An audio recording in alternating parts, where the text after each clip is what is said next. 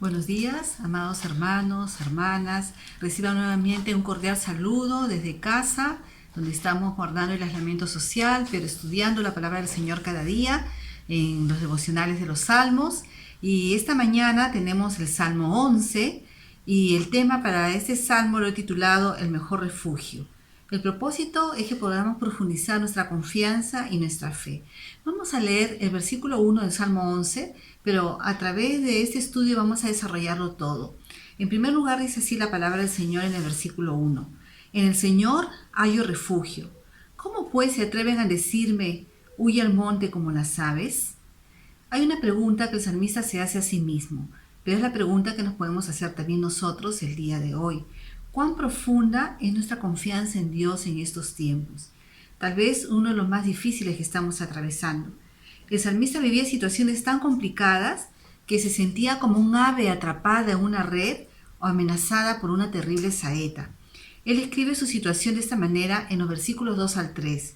Dice, porque he aquí, los malos tienen el arco, disponen sus saetas sobre la cuerda para saetear en oculto a los rectos de corazón. Esas palabras son tremendas.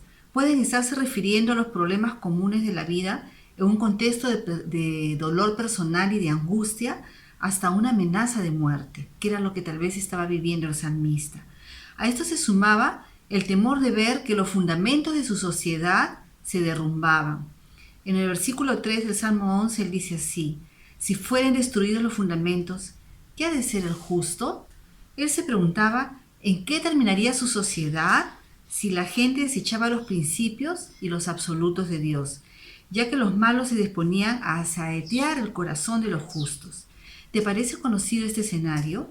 Gente burlándose de nosotros o atacándonos por defender los principios fundamentales de la vida y las leyes divinas. En estos tiempos de inestabilidad, lo que más necesitamos es recordar las promesas de Dios para prepararnos para enfrentar en fe las dificultades.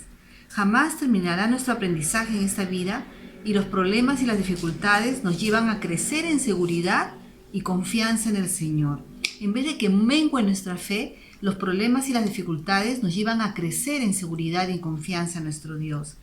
¿Qué consejos has recibido cuando se debilitaba tu fe? Al salmista le dijeron, escapa, huye, escóndete.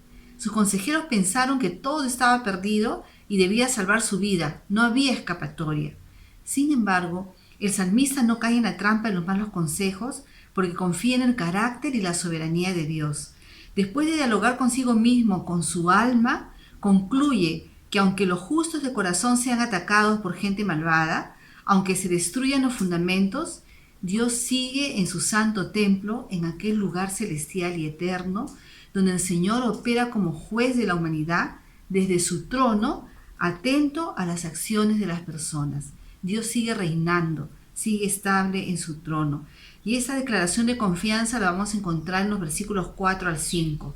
Dice así, el Señor está en su santo templo, en los cielos tiene el Señor su trono, y atentamente observa al ser humano, con sus propios ojos los examina.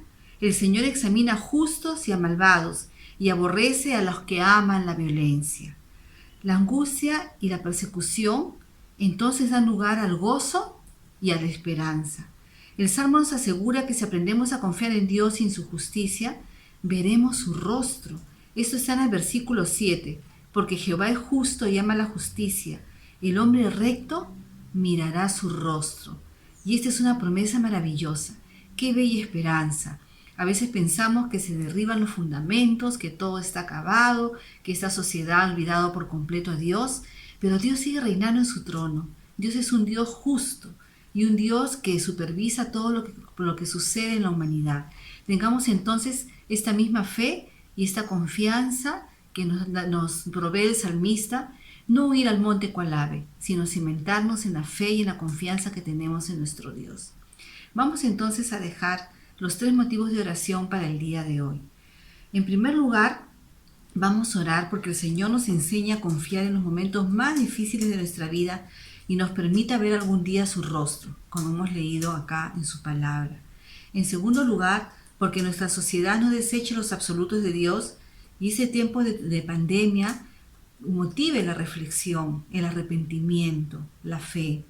Y en tercer lugar, por todos los infectados, que Dios los sostenga, los fortalezca y los sane. Que el Señor les bendiga.